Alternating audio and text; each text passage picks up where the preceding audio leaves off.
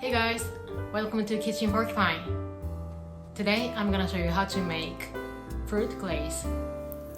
Combine the gelatin powder with water and let it sit for about 5 minutes until fully hydrated and softened.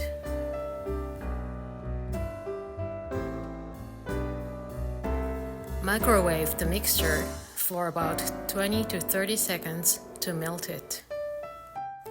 Stir in the sugar and mix completely. Add Cointreau and it's ready to use. If you're avoiding liquor, you can omit the Cointreau.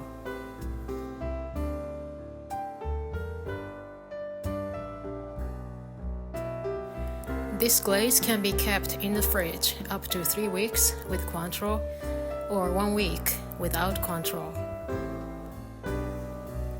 When you are ready to use it, scoop out the necessary amount and microwave it for 5 to 10 seconds to melt it. For the detailed recipe, check out my website at kitchenporcupine.com. Thank you for watching and see you guys again soon.